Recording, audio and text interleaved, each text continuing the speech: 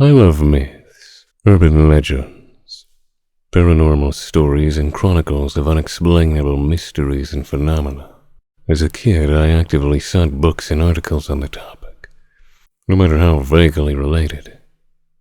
And 20 years on, I still enjoy delving into the stories of the unknown.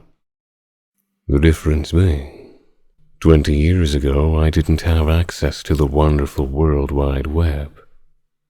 These days, I literally have a world full of myths, legends, and stories at my fingertips, and so I often indulge in long Googling sessions, dedicated to observing as much information as I can. I'm intrigued by the unknown. It means there are things yet to be discovered, and so many mysteries to be solved. It was during one of my many mystery binges I came across the story of the Hat Man, a form of shadow person.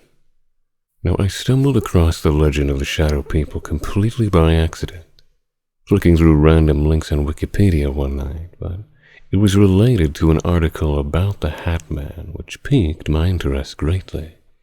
It roused a long dormant memory from far within the depths of my mind, and so the following is my account of an encounter with what I now believe to be the Hat Man. Now, I don't recall how old I was, around 4 or 5, maybe, but it must have been quite late at night. So my parents had retired for the night, and the house was completely dark. The only source of light was the gentle wash of moonlight filtering through thin curtains into my room. I was lying on the top bunk of the bunk bed my dad had made for us. The bottom bunk was occupied by my younger sister, who had been sleeping rather soundly for hours. It was nearly Christmas, and I was laying awake, pondering the complexities of the world, something that had become quite a bit of a habit over the years. It was likely the huge intricacies I was trying to figure out in my mind that had something to do with how long it was until Christmas on that particular night. As I was staring at the ceiling, completely immersed in my own thoughts, I suddenly became aware of a feeling spreading through my body.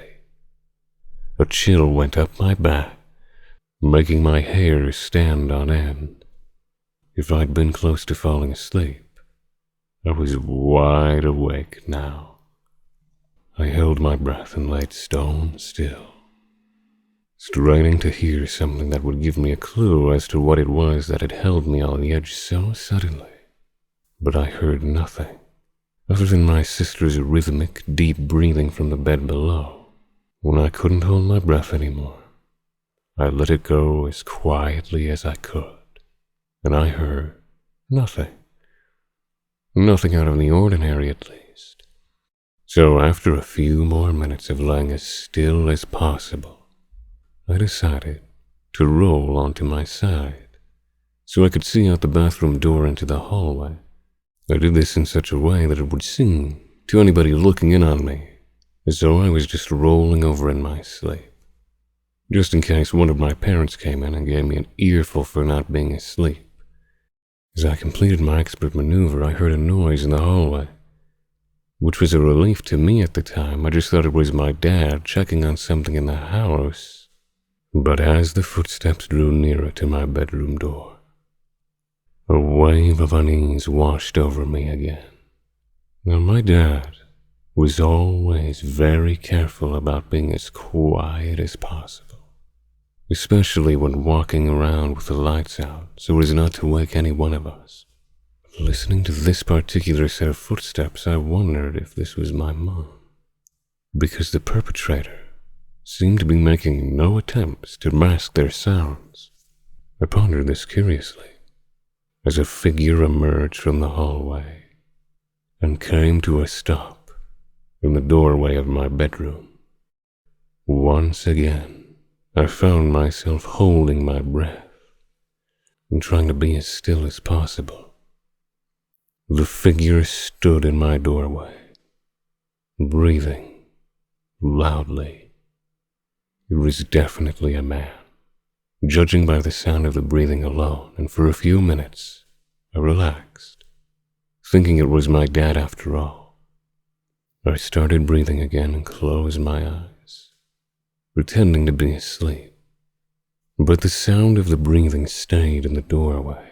I opened my eyes again to take a look. My blood ran cold. My dad did not linger in the doorway. Also, was nowhere near as tall as the door frame. Nor did he wear or even own a wide-brimmed hat. I stayed as still as I could, hoping the figure couldn't see that I was awake. And with that monologue running through my mind, I was reminded of a line from the Christmas Carol. He sees you when you're sleeping. He knows when you're awake. Naively, I smiled to myself. The figure in the doorway must be Santa. He was waiting for me to fall asleep. Of course, that made sense, being so close to Christmas. Who else could it be? No, it was Santa. So I closed my eyes again, ready to fall asleep. And then I got that feeling again. That feeling of unease that made my hair on my neck stand up on end. Something was not quite fitting about that conclusion. For instance, Santa doesn't wear a wide-brimmed hat, and I was fairly certain that he'd never been depicted as tall or broad-shouldered. The figure that stood in my doorway definitely did not look or feel very Santa-like at all. And when I noticed that, my eyes shot open again. I needed to figure out who was standing in the doorway. Even with the light filtering in through the curtains, I couldn't make out any of the details of the figure. At this point, my eyes adjusted fairly well to the darkness, and I could make out just about everything around him. But whoever was standing in my doorway that night may as well have been a shadow. The only thing that told me this wasn't a shadow was the heavy breathing accompanying the figure.